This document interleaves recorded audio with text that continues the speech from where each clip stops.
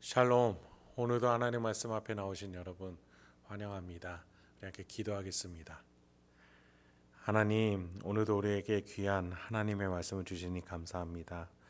이 말씀을 들으면서 오늘 하루 살아갈 수 있는 용기와 소망, 하나님의 자녀답게 살아갈 수 있는 명예로움과 영광을 누릴 수 있고 확신할 수 있고 믿을 수 있도록 주여 이 시간에 깨닫게 하여 주시옵소서. 들리게 하여 주시옵소서. 예수님의 이름으로 기도했습니다. 아멘. 오늘 함께 살펴볼 말씀 베드로전서 4장 1절에서 7절. 베드로전서 4장 1절에서 7절까지 함께 살펴보도록 하겠습니다. 오늘도 신실하신 하나님을 찬양합니다. 우리 주님께서는 성실하시게 우리의 구원을 위해 오늘도 일하고 계신 줄 믿습니다. 베드로는 그 하나님의 구원의 길을 걷는 우리의 여정에 대해서 오늘 본문에서 설명해 주고자 합니다. 여러분, 우리 각자는 믿는 것에 따라서 살기 마련이에요. 어떤 생각을 믿느냐, 어떠한 마음을 가지고 있느냐에 따라 우리의 언행, 선택, 결정이 바뀌어지죠. 이 땅에 뿌리 박고 살아가는 자들은 이 땅의 것을 믿고 결정할 거예요. 또 다른 신의 유형을 믿는 자들은 그 교리를 믿고 살아가겠죠. 그것은 타종교, 돈, 명예, 인정, 업적 등 다른 것들로 대체될 수 있을 거예요.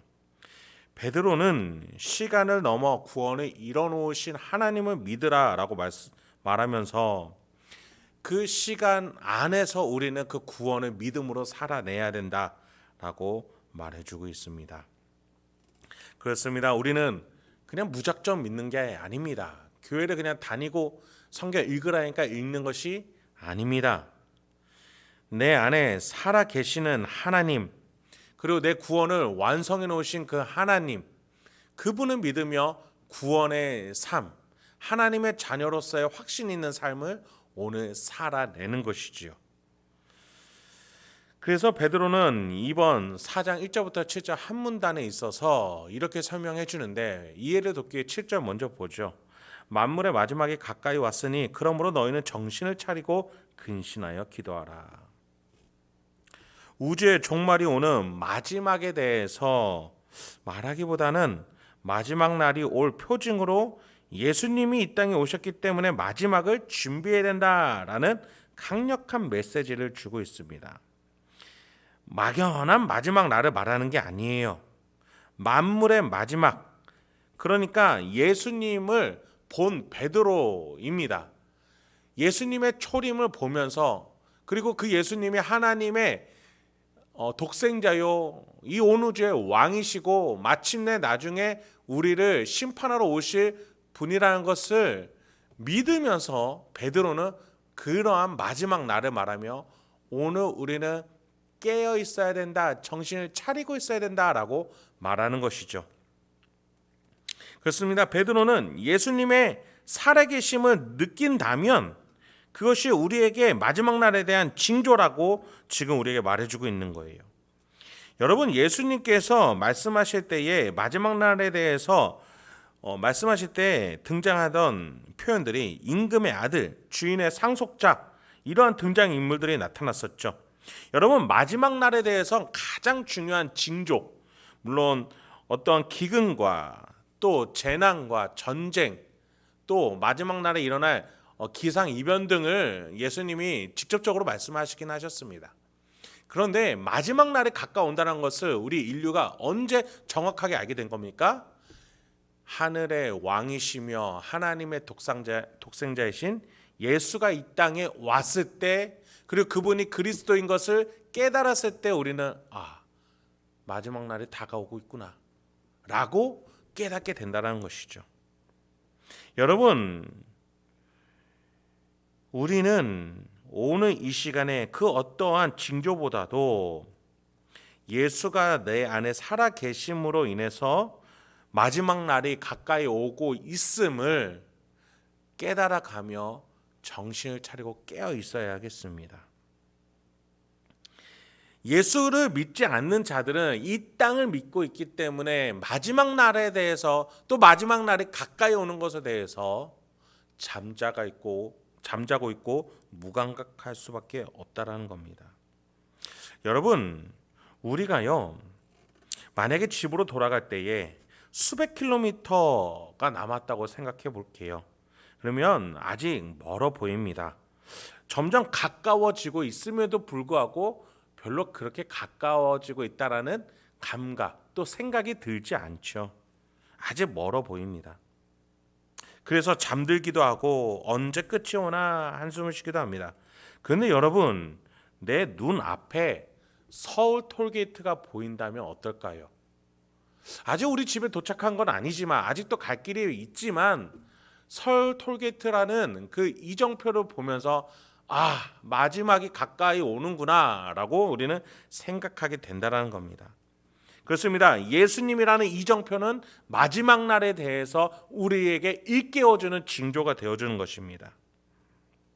그렇게 우리는 내 인생 속에서 임하시는 예수를 만나면 만날수록 마지막 날을 바라보고 천국을 향해서 살아갈 수 있는 거예요. 그래서 교회만 다니고 살아있는 예수에 대해서 느끼지 못하시는 분들, 확신이 없는 분들은 결코 마지막 날을 슬기롭게 깨어서 준비할 수 없음을 기억하시기 바랍니다. 오늘 내 안에, 내 인생 가운데 예수가 살아있고 예수의 보혈이 흐르고 있고 하나님의 창조 경륜이 흐르고 있고 성령 하나님이 동행하고 있다는 그 확신이 우리가 마지막 날까지 깨어있게 한다는 사실 유념하시기 바랍니다. 그러면 1, 2절부터 이 본문의 가르침을 이어서 보겠습니다. 그리스도께서 이미 육체의 고난을 받으셨으니 너희도 같은 마음으로 갑옷을 입으라. 이는 육체의 고난을 받은 자는 죄를 그쳤음이니 그 후로는 다시 사람의 정욕을 따르지 않고 하나님의 뜻을 따라 육체의 남은 때를 살게 하려 함이라. 베드로는 예수의 고난을 기억하면서 육체의 고난을 감내하면서 이 마지막을 기다리며 살아야 된다라고 말해주고 있어요. 특히 이 육신의 고통은 뭡니까? 예수가 당한 육신의 고통을 믿는 우리 고통인 것입니다. 예수는 하나님께서 높여주실 것을 믿기 때문에 순종하는 마음으로 이 땅에서 사형수로서 태어나셨고 사형수로서 죽음을 맞이하십니다. 그리고 베드로는 그것을 그 옆에서 봤죠. 그리고 그렇게 하나님께 순종함으로 섬겼더니 예수가 하나님의 능력으로 성령의 능력으로 부활 승천하는 것을 바로 눈앞에서 목격했습니다. 그래서 우리한테 이렇게 말하는 거예요. 같은 마음으로 갑옷을 입으라. 예수와 같이 하나님이 책임지는 인생이라는 것을 믿음으로써 이 땅에서 내가 높아질 것을 내려놓고 하나님이 높여주실 것을 고대하며 내려가라는 것이죠. 육체의 고통을 당하라는 것이죠. 하나님의 나라를 위해서, 교회를 위하여, 신자를 위하여, 사랑하기 위해서, 섬기기 위해서, 낮아지기 위해서 육신의 고통을 당하는 자에게, 이 육신의 고통을 인내하는 자에게, 이 갑옷을 입는 자에게 마침내 높아지는 놀라운 축복이 있다는 것입니다. 그렇습니다. 여러분, 우리의 영혼의 이 신앙의, 우리의 신념의 신앙의 우리의 갑옷은 무엇입니까? 바로 예수의 삶, 내가 예수를 따라 살아가겠다는 삶, 하나님이 책임졌던 그 예수의 인생처럼 나도 살아가겠다는 믿음이 아니겠습니까? 그렇습니다. 우리가 입어야 될 것은 이 땅의 것, 명예와 부귀와 영화와 인정이 아니라 낮아져 섬기느라 죽기까지 우리를 사랑했던 예수, 그 인생을 따라가는 것일 줄 믿습니다. 그래야 할 때 이 갑옷은 나중에 전쟁이 끝나고 가장 영광스러운 개선 장군의 빛나는 그 갑옷이 될 줄 믿습니다. 우리는 이렇게 예수를 따라 살아가는 것이죠. 그리고 예수를 따라가기 때문에 우리는 죄의 문제를 해결받게 됩니다. 예수가 우리의 대표자가 되어줘서 우리의 죄의 문제를 해결해 주셨기에 우리는 그 대표자의 이뤄놓은 정책의 혜택을 받게 되는 겁니다. 그래서 죄를 이길 수 있게 되는 것이죠. 그래서 우리는 살아 생전에 예수의 육체의 고난을 따라서 우리가 인내 이 시간을 살아내며 죄에 승리하면서 이 땅에서 욕망보다는 하나님의 뜻을 따라서 살아갈 수 있는 하나님의 자녀로서의 길이 열린 것입니다. 그렇다면 이 반대에 이 땅에 속한 뿌리박은 인생은 무엇입니까? 3절부터 4절입니다. 너희가 음란과 정욕과 술 취함과 방탕과 향락과 무법한 우상숭배를 하여 이방인의 뜻을 따라 행한 것은 지나간 때로 족하도다.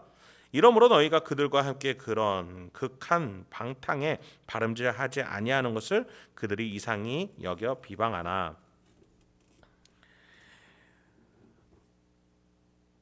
우리는 우리의 죄성, 그런데 우리의 이성과 신앙과 신념을 정복하려는 음란과 정욕을 항상 우리에게 유혹하고 있고 공격하고 있다는 사실 잊지 마시기 바랍니다. 또 더 나아가 우리가 의지할 데가 없을 때마다 이 세상은 술 취하게 하고 깨어있지 못하게 합니다. 방탕한 라이프 스타일을 향해서 유혹하고 향락을 끊지 못하는 무절제함으로 우리를 몰아세웁니다. 기준과 법도가 전혀 없는 우상숭배 안에서 내 인생을 희생시켜야만 성공할 수 있다. 내가 이 직장에, 내가 하는 이 사업에 내 인생과 시간을 갈아 넣어야 살아남을 수 있다라는 이교 방식으로 살아가게끔 합니다. 현대인의 삶과 베드로가 말하는 이 땅에 뿌리 박은 삶이 별반 다를 바가 없어 보여요. 그래서 이런 자들이 술 먹지 않고 제정신으로 살아가는 신자, 성에 대해서 너무나도 고리타분하게 보수적인 신자, 자신이 보기에 누리지 못하는 인생 같은데도 만족해하는 신자의 삶을 이상히 여기고 더 나아가 비방까지 할 것이다 라고 베드로는 말해줍니다. 그래서 이 땅에서 살아갈 때의 신자는 자기 자신을 이상하게 여기는 자들의 비방을 당연하게 여겨야 합니다. 이 인생, 신자로서 살아가기 때문에 라이프 스타일이 전혀 다르기 때문에 받는 비방에 대해서 우리는 내가 정말 신앙을 따라 살아가고 있구나, 그래서 이렇게 이상히 여김을 받는구나 라고 생각할 수 있어야겠습니다. 그런데 이 인생의 마침내에는 드디어 심판자 앞에서 하나님이 우리를 칭찬해 주시고 예수가 우리를 인도해 주시고 성령 하나님이 우리 안에서 우리가 어떠한 마음가짐을 가지고 하나님 앞에 가야 되는지 하나하나 알려주실 것입니다. 5절입니다. 그들이 산자와 죽은 자를 심판하기로 예비하신 이에게 사실대로 구하리라. 여러분은 과연 어떠한 인생을 살고 계십니까? 예수의 초림과 재림 사이에, 예수의 증거들 사이에 살아가고 계십니까? 이것들을 기준으로 살아가고 계세요? 아니면 이 땅에 뿌리 박아서 이 땅의 것들을 기점으로 살아가고 계십니까? 주식 차트라는 기점으로 살아가고 계세요? 부동산이란 기점, 자녀의 성공과 부모의 성공이라는 그 기점으로 살아가세요? 여러분, 우리에게 기점은 예수 그리스도가 오셨고 다시 오실 것이라는 그 사이에서 나와 함께 계시는 예수의 영 되신 성령 하나님과 살아가는 그 증거들로 오늘 하루하루를 살아가야 될 줄 믿습니다. 6절입니다. 이를 위하여 죽은 자들에게도 복음이 전파되었으니 이는 육체로는 사람으로 심판을 받으나 영으로는 하나님을 따라 살게 하려 함이라. 살아생전의 마지막을 만나던, 신자로 살아가다가 죽음을 맞이한 후에 마지막 날을 만나던 모든 자들은 심판을 받게 될 거예요. 그 심판 속에서 천국을 바라보며 예수님의 피뿌림의 길을 걸어온 자들은 의인이라고, 순종의 자녀라고, 상속자라고 평가를 받아 하나님 아버지를 따라 살아가게 될 겁니다. 그러나 그렇지 않고 자신의 길, 자신의 방법대로 하나님을 믿지 않았던 자들은 모두 자신의 교만함에 대한 평가와 심판을 받게 될 겁니다.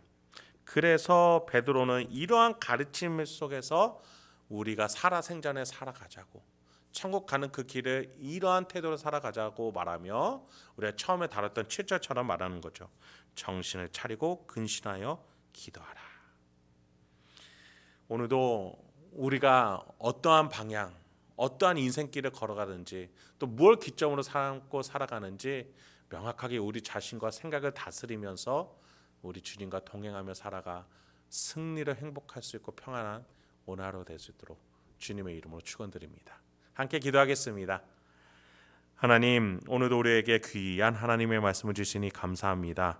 오늘도 이 말씀 속에서 하나님이 주시는 삶의 방향, 태도, 그것을 꼭 기억하고 오늘도 흔들리지 않도록 말씀을 기억날 수 있도록 우리 성도님들의 내면 가운데, 영혼 가운데에 주여 역사하여 주시옵소서. 우리 성도님도 오늘 하루 살아가면서 많이 흔들릴 유혹과 또 어려움과 또 영적 공격들이 있을 줄 압니다. 그러나 그 속에서도 그 어떠한 비방 속에서도 세상 속에서 주님과 함께 살아나가며 구원의 길을 묵묵하게 걸어나가 하나님께 칭찬과 승리를 얻어낼 수 있는 우리 성도님들 될 수 있도록 인도하여 주시옵소서. 예수님의 이름으로 기도했습니다. 아멘.